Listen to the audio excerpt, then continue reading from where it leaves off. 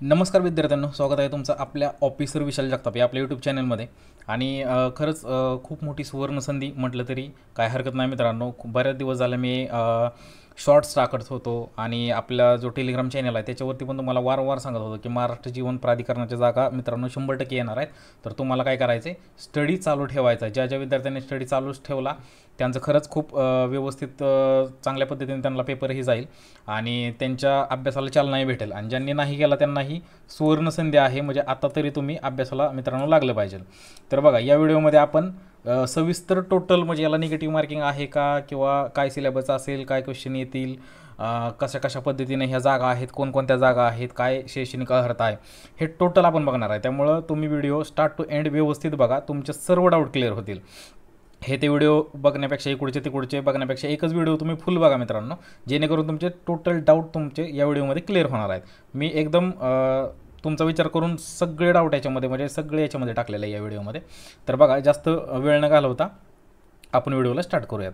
बघा, ही म्हणजे आजच जाहिरात आलेली आहे, आज दुपारी. तर काय याच्यामध्ये सांगितले बघा, महाराष्ट्र जीवन प्राधिकरणाच्या आस्थापनेवरील गट अ, ब आणि क संवर्गातील अंतर्गत लेखा परीक्षण अधिकारी, वरिष्ठ लेखा अधिकारी, लेखा अधिकारी, सहाय्यक लेखा अधिकारी आणि उपलेखपाल, म्हणजे हे आपल्याला बघायचं आहे कॉमर्ससाठी, बरोबर. तर याच्या पदे याची सरळ सेवेने भरण्याकरिता सांगितले त्यांनी. बघा, सरळ सेवेने भरण्याकरिता पात्र उमेदवारांकडून महाराष्ट्र जीवन प्राधिकरण म्हणजे त्यांच्या संकेतस्थळावरती फक्त ऑनलाईन पद्धतीने दिनांक 20 नोव्हेंबर 2025 पासून ते 19 डिसेंबर 2025 तुम्हाला काय करायचं आहे, अर्ज मागवण्यात येत आहे असं त्यांनी सांगितले. या दिनांकानंतर सदर वेबलिंक बंद होईल असं त्यांनी सांगितले. ठीक आहे, आपण बघूयात. बघा, ऑनलाईन अर्ज सादर करण्याचे वेळापत्रक. आता ऑनलाईन अर्ज तुम्ही कधी कधी करू शकताय. बघा, ऑनलाईन पद्धतीने अर्ज नोंदणी होण्याचा दिनांक ऑनलाईन कधीपासून चालू होणार आहे, तर 20/11/2025 पासून तुम्ही ऑनलाईन अर्ज सादर करू शकता, म्हणजे ऑनलाईन फॉर्म भरू शकता. ऑनलाईन पद्धतीने अर्ज सादर करण्याचा शेवटची तारीख काय आहे मित्रांनो, तर 19/12 आहे. पण शेवटच्या तारखेपर्यंत आपल्याला जायचं नाही, आपल्याला 20 तारखेलाच भरून घ्यायचं आहे, किंवा 21 तारखेपर्यंत, म्हणजे पहिल्या 2-3 दिवसामध्ये भरून घ्या, काही प्रॉब्लेम येणार नाही. बघा, ऑनलाईन पद्धतीने शुल्क भरण्याची अंतिम मुदत आहे 19 तारीखच आहे अंतिम मुदत. परीक्षेसाठी ऑनलाईन प्रवेशपत्र उपलब्ध होण्याचा दिनांक, तर परीक्षेच्या आधी 7 दिवस तुम्हाला जे प्रवेशपत्र आहे ते मिळून जाईल. बघा, परीक्षेचा दिनांक, वेळ, केंद्र प्रवेशपत्रामध्ये नमूद केले जाईल. परीक्षेचे प्रवेशपत्र हे परीक्षेच्या 7 दिवसाआधी त्यांची जी वेबसाईट आहे याच्यावरती काय होईल, येईल. त्याला ॲडमिट कार्ड किंवा हॉल तिकीट डाउनलोड करून टॅबवर क्लिक करून तुम्ही डाउनलोड करू शकता. आता बघा, कोणकोणत्या जागा आहेत, काय आहेत, कोणत्या जागेला तुम्हाला फॉर्म भरायचा हे पण तुम्हाला मी सांगणार आहे. आणि हे पण आपण जाणून घेऊयात, ज्या अकाउंट्सबद्दल ज्या जागा आहेत त्या पण आपण जाणून घेऊयात. बघा, पहिली काय आहे, तर बघा, अंतर्गत लेखा परीक्षण अधिकारी किंवा वरिष्ठ लेखा अधिकारी गट अ ची आहे. तर याला किती आहेत, फक्त 2च जागा आहेत. आता 2च जागा आहेत, पण या 2 जागेसाठी पदसंख्या 2 आहे मित्रांनो. तर याच्यामध्ये डिवाइड केले बघा, अनुसूचित जाती आणि इकडं राखीवमध्ये.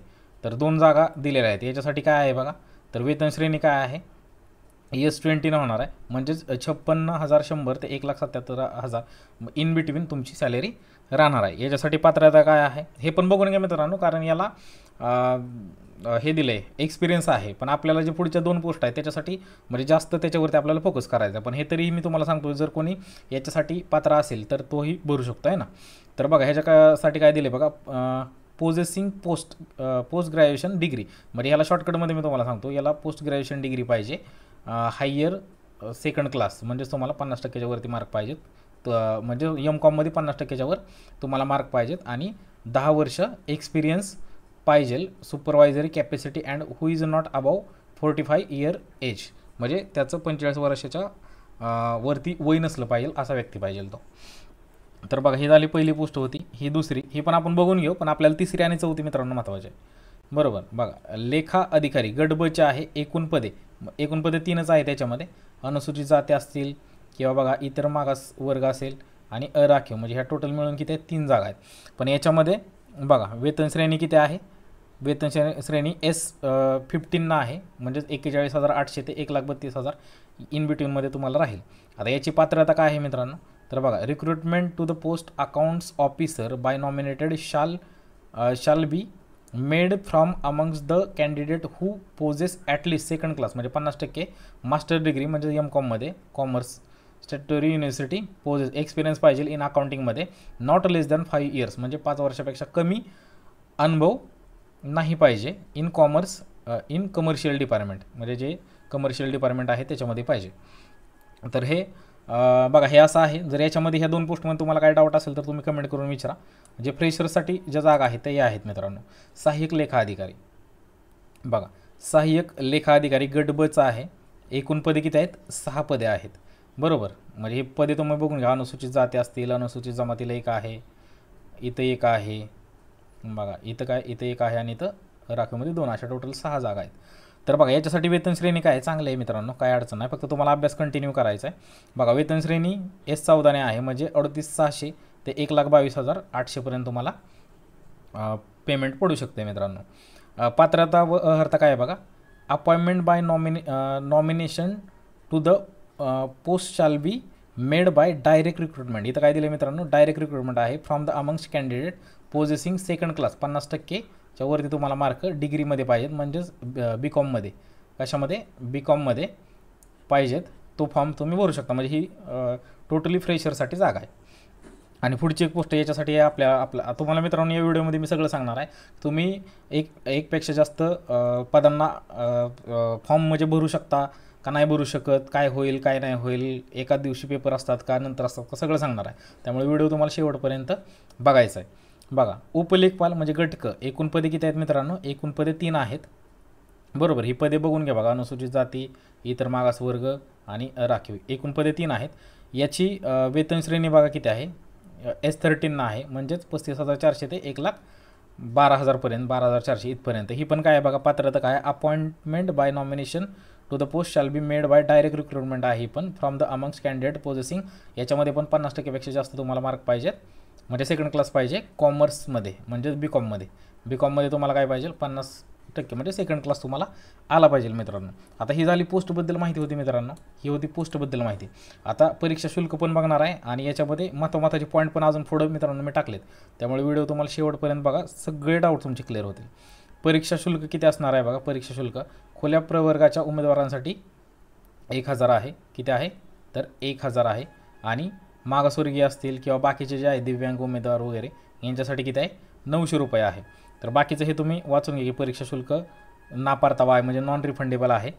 हां आता इथं बघा दिले उमेदवारास प्रसिद्ध केलेल्या जाहिरातीमधील एकापेक्षा अधिक पदाकरिता अर्ज करावायचे असल्यास म्हणजे एकापेक्षा जास्त म्हणजे तुम्हाला खालच्या दोन्ही पोस्टला अर्ज करायच्यात अशा प्रत्येक पदांसाठी स्वतंत्र अर्ज सादर करून त्यासाठी स्वतंत्र परीक्षा शुल्क भरणे बंधनकारक राहील.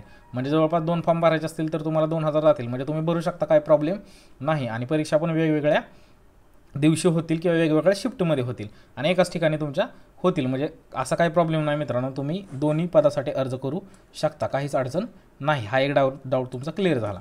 पुढं आता गुण मिळवण्याची पद्धत कशी असणार बघा किंवा प्रक्रिया कशी आहे. गुण मिळवण्याची प्रक्रिया ही कशी असणार आहे तर ऑनलाईन परीक्षेचे गुण खालील प्रक्रियेचा अवलंब करून दिलेले आहेत. आता ऑनलाईन परीक्षेचे गुण कसे देणार आहेत बघा चुकीच्या उत्तरासाठी गुण वजा केल्यानंतर म्हणजे गुण वजा करणार आहेत म्हणजेच निगेटिव्ह मार्किंग आहे मित्रांनो म्हणजेच निगेटिव्ह मार्किंग आहे. तुम्ही जेवढे क्वेश्चन आहेत तेवढं क्वेश्चन सोडवू नाही शकत तुम्ही गेस वर्क नाही करू शकत म्हणजे जेवढं तुम्हाला जमतं किंवा जेवढं तुम्हाला शुअर वाटतंय तेवढंच तुम्हाला क्लिक करायचं आहे. बघा योग्य गुणांवर पोहोचण्यासाठी प्रत्येक वस्तुनिष्ठ परीक्षेत उमेदवाराने अचूक उत्तरे दिलेल्या प्रश्नांची संख्या विचारात घेतली जाईल. बघा जे बरोबर उत्तरे दिले त्यांची संख्या विचारात घेतली जाईल आणि चुकीच्या उत्तरासाठी गुण वजा केले जातील असं त्यांनी सांगितलं आहे क्लिअरली. उमेदवाराने मिळवलेले योग्य गुण समतुल्य केले जातात जेणेकरून समतुल्य गुण मिळवण्यासाठी वेगवेगळ्या सत्रांमध्ये घेतलेल्या प्रत्येक वस्तुनिष्ठ चाचण्यांमध्ये काठिण्य पातळीतील किरकोळ फरक जर असेल तर लक्षात घेतला जाईल असं सांगितले. आता याच्यामध्ये बघा नॉर्मलायझेशन होईल का नाही हे पण मी याच्यामध्ये टाकलेलं आहे पण ते आपण पुढे बघणार आहे म्हणजे पुढच्या स्लाईडमध्ये. आता आपण बघून घेऊयात की ही जी पदं आहेत मित्रांनो तर याच्यासाठी काय सिलेबस आहे काठिण्य पातळी काय राहील काय वगैरे वगैरे सगळ्या गोष्टी. आता बघा जी अंतर्गत लेखापरीक्षण आहे किंवा अधिकारी वरिष्ठ लेखा अधिकारी आपण त्याला असं म्हणू शकतो तर त्याच्यासाठी बघा इथं भाग 1 दिलं आहे. इथं काय दिलं आहे बघा भाग 1 म्हणजे मराठी सब्जेक्ट आहे. तर मराठी सब्जेक्टला बघा एकूण प्रश्न बरोबर एकूण प्रश्न किती आहेत इथं पण दिलं बघा एकूण प्रश्न हे सगळे काय आहेत याचे एकूण प्रश्न किती किती येणार आहेत? एकूण प्रश्न बघा, एकूण प्रश्न किती येणार आहेत? तर 10. इंग्रजीमध्ये एकूण प्रश्न किती येणार आहेत? 10, म्हणजे टोटल 20 झाले. सामान्य ज्ञानमध्ये एकूण प्रश्न किती येणार आहेत? 15, म्हणजे 10 10 20, 30 आणि 5 35 झाले, बरोबर. 35 आणि बौद्धिक चाचणी 15, बरोबर. 35 आणि 15 किती झाले मित्रांनो? 50. 50 आणि तुमचं जे अकाउंट आहे त्याचं 50, त्याचे किती प्रश्न? 50. अशी तुमची 100 मार्काची परीक्षा मित्रांनो ही होणार आहे, बरोबर. काठिण्य पातळी बघा, याच्यासाठी 12वी आहे. याच्यासाठी काय म्हणजे मराठीसाठी 12वीवरती, इंग्रजीसाठी 12वीच्या वरती काठिण्य पातळी राहील. सामान्य ज्ञान असेल ते पदवीच्या याच्यावरती काठिण्य पातळी, आणि बौद्धिक क्षमता ही पण कशावरती राहील? पदवीच्या याच्यावरतीच राहील. इथं दिलं आहे बघा, त्या तुमचा जो अकाउंट्स आहे सब्जेक्ट, त्याच्यामध्ये काय लेखाविषयक व पदवी दर्जाचे प्रश्न तुमचे जी बी.कॉमला झालेले आहेत क्वेश्चन, सिलेबस त्याच्यावरतीच विचारलं जाईल मित्रांनो. आणि इथं दिलं आहे बघा मीडियम, इंग्रजीमध्ये विचारलं जाईल. इथं दिलं आहे त्यांनी इंग्रजीमध्ये प्रश्न तुम्हाला विचारले जातील. इथं दिलं आहे बघा बौद्धिक चाचणी मराठी व इंग्रजी दोन्हीत विचारलं जाईल. हे पण इथं दिलं आहे बघा सामान्य ज्ञान, हे पण मराठी इंग्रजी दोन्हीत विचारलं जाईल. इंग्रजी विषय हा इंग्रजीमध्येच विचारला जाईल आणि मराठी विषय हा मराठीमध्ये विचारला जाईल. म्हणजे इथं तुम्हाला सगळं क्लिअर आहे. म्हणजे एकूण प्रश्न आहे तुम्हाला 100, एकूण गुण आहेत 200, बरोबर. एक प्रश्न 2 मार्काला, असं तुम्हाला 120 मिनटे मित्रांनो भेटणार आहेत. किती? 120 मिनटे तुम्हाला मिळणार आहेत. हे तुम्हाला समजलं असेल मित्रांनो क्लिअरली. तर याच्यामध्ये बघा जे दुसरं लेखा अधिकारी आहे, सेम याच्यामध्ये पण तेच आहे बघा. लेखा अधिकारीमध्ये पण काय आहे? सेम आहे, असंच आहे, बरोबर. याच्यामध्ये हे बघून घ्या तुम्ही. महत्त्वाचं आपण याच्यामध्ये जाऊ बघा, जो सहाय्यक लेखा अधिकारी सगळं आपण याच्यासाठी बघतोय. सहाय्यक लेखा अधिकारीमध्ये बघूयात काय आहे. सहाय्यक लेखा अधिकारी सेमच आहे, काय वेगळं नाही याच्यामध्ये. बघा याच्यामध्ये काय आहे, तर मराठीमध्ये तुम्हाला 10 मार्काला मराठीचं विचारणार आहेत. इंग्रजी 10 मार्काला विचारणार आहेत. सामान्य ज्ञान 15 मार्काला विचारणार आहे आणि बौद्धिक क्षमता 15 मार्काला. आणि तुमचं अकाउंट्स असेल ते किती मार्काला? 50 मार्काला. यात पण आहे जे मराठी आहे ते 12वीच्या लेवलचं येणार. इंग्रजी पण 12वी, एकदम सोपं मित्रांनो. याच्यामध्ये जास्त काय अवघड येणार ना. 10वी 12वी लेवल म्हणजे एकदम सोपे. सामान्य ज्ञान असेल ते पदवीच्या लेवलचं येणार आहे आणि जे बौद्धिक चाचणी आहे ती पण पदवीच्या लेवलची येणार आहे. आणि इथं बघा लेखाविषयक व पदवी दर्जाचे प्रश्न येणार आहेत जे अकाउंट्समध्ये विचारले जातील. हे जसं मी आत्ता सांगितलं बघा मित्रांनो की मराठी असेल, मराठी विषयात मराठीच यूज केलं जातं हे तर तुम्हाला माहीत आहे. इंग्रजीसाठी इंग्रजी यूज करणार आहे. जे सामान्य ज्ञान आहे त्याचे 2 भाषेमध्ये तुम्हाला प्रश्न येतील मित्रांनो, मराठी आणि इंग्रजीमध्ये पण. आणि बौद्धिक चाचणी असेल त्याच्यामध्ये पण 2 याच्यामध्ये तुम्हाला क्वेश्चन विचारले जातील, मराठी आणि इंग्रजी याच्यामध्ये. आणि जो अकाउंटचा पार्ट आहे तो इंग्लिशमध्ये विचारला जाईल, हे तुम्हाला लक्षात घ्यायचं आहे मित्रांनो. आणि इथं बघा टोटल किती आहेत प्रश्न? 100 आहेत आणि 200 मार्क आहेत. म्हणजे सगळीकडं सेम आहे, म्हणजे प्रत्येक पदाला काय आहे? सेमच आहे. चला इथं पण आपण बघून घेऊयात थोडंसं बघा. इथं पण आपण बघून घेऊयात बघा. जो उपलेखपाल आहे म्हणजे मित्रांनो याच्यात डबल सांगण्यात काय अर्थ नाही, सेमच आहे बघा. 10 मार्क इथं, 10 मार्क इंग्रजी इथं, 10 मार्क सामान्य ज्ञान आणि इथं 15 मार्क. म्हणजे याच्यात काही चेंजेस त्यांनी केले नाहीत. प्रत्येक जी पद आहे त्याला सेम सिलेबस त्यांनी ठेवलेला आहे, सेम सगळं आहे. त्यामुळे पहिले 1-2 तुम्ही जर बघितलं असेल म्हणजे पदाला मी सांगितलं तेच आहे. म्हणजे जास्त वेळ इथं घालवण्यात काय अर्थ नाही. आपल्याला मेन मुद्द्यावरती यायचं आहे मित्रांनो, आपल्याला मेन मुद्द्यावरती यायचं आहे. बघा मेन मुद्दा काय आहे हां, तर हे लक्षात घ्या मित्रांनो. तुमचा जास्तीत जास्त वेळ वाचवण्याचा मी प्रयत्न करतो जेणेकरून काय होईल तुम्हाला अभ्यासाला चालना भेटेल. बघा प्रश्नपत्रिकेचे स्वरूप व त्याची काठिण्यता तपासण्यात येऊन त्याचे सामान्यीकरण करण्याचे म्हणजेच नॉर्मलायझेशन बघा पद्धतीने गुणांक निश्चित करून निकाल जाहीर करण्यात येईल. सदर नॉर्मलायझेशन सर्व उमेदवारांना बंधनकारक राहील याची सर्वांनी नोंद घ्यावी. म्हणजे इथं काय होणार आहे तुमचं नॉर्मलायझेशन होणार आहे. नॉर्मलायझेशन म्हणजे सांगतो तुम्हाला, समजा मॉर्निंगची शिफ्ट आहे आणि इव्हिनिंगची शिफ्ट आहे. मॉर्निंगची शिफ्ट जर हार्ड गेली आणि इव्हिनिंगची शिफ्ट जर इझी गेली तर ते काय करतात, हार्डवाल्यांचे मार्क थोडेसे इन्क्रीज करतात आणि इझीवाल्यांचे मार्क थोडेसे डिक्रीज करतात. म्हणजे मध्यंतरी लेवलला सगळ्यांना घेऊन येतात. त्याला आपण काय करतो, त्याला आपण नॉर्मलायझेशन म्हणतो. पण याच्यामध्ये जास्त जाण्यात काय अर्थ नाही मित्रांनो. थोडंसं तुम्ही समजून घ्या की काय आहे ते. पण नॉर्मलायझेशन होईल हे नक्की आहे. निगेटिव्ह मार्किंग होणार हे पण नक्की आहे मित्रांनो. आता याच्यामध्ये वयोमर्यादा आपण चेक करूयात. वयोमर्यादा किती राहील बघा परिशिष्ट अ मधील